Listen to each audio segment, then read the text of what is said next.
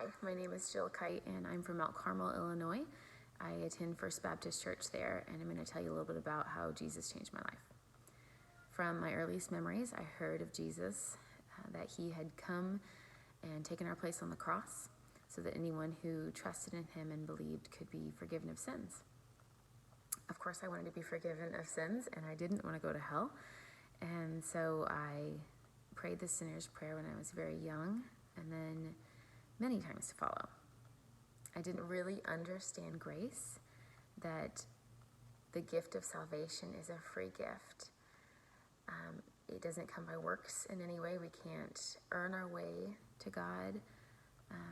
If we could, there wouldn't have been any need for Jesus to come. But because I didn't understand that, I did try to work for God, and I did try to make myself worthy, I guess, of salvation. I failed at that, obviously, and because of that, I began to eventually just do whatever I felt like doing, because I kind of felt like a failure. So for a period of about 8 years, I just did things the way I wanted to do them without considering what the Word said or just God's lordship over me. By the end of my senior year in college and then the year that followed, the guilt of my sin began to be really heavy upon me. I knew I wanted to make a change, and I didn't really know how. I had kind of developed some habits with partying and just going my own way, and I didn't know how to get back again, but God knew how. And so he lovingly drew me to himself. He took me about 6 hours from my hometown, and he brought me to the point of just surrender to not only he is my Savior, but that he's my Lord. I began to understand that he's the King of the universe, and therefore he's the King of all who he's created. And so when I came to that understanding, there began to be a surrender of all areas of my life. It was slow. There were some habits I had to pray about for God to take away, and when he did, it was so good and so much better. Before the surrender to him, I felt a lot of not only guilt, but fear, real fear, that if I died, I would go to hell, and that I would be separated from him, because I knew, looking at my life, that even though I'd prayed the sinner's prayer, my life wasn't one of a Christian. My life was not one of a following Christ.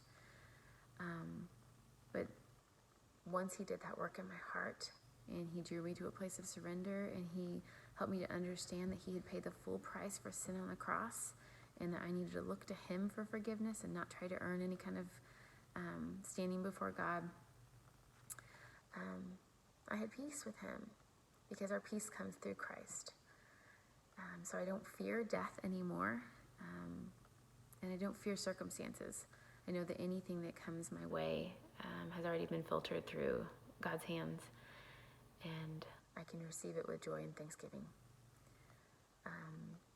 There was a time early on where some of those outward sins were taken care of in my life, but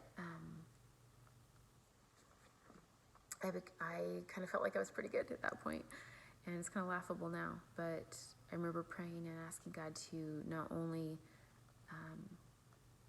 further take away any of those kind of outward issues, but to just show me what else there was there. What could he possibly want to work on in me after that?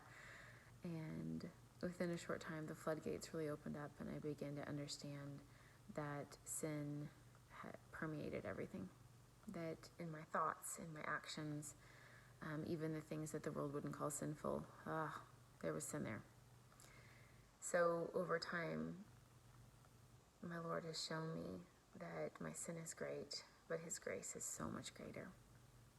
He's given me a love for those that don't know him, and an understanding that all things in the world are about him, and that so many are running after things that they think will satisfy and give them some sort of purpose, when ultimately it's a relationship with Christ that satisfies.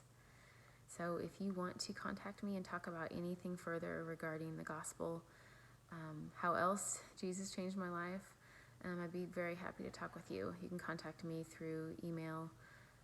My email address is kight, KIGHT, .brandon@gmail.com. Thanks.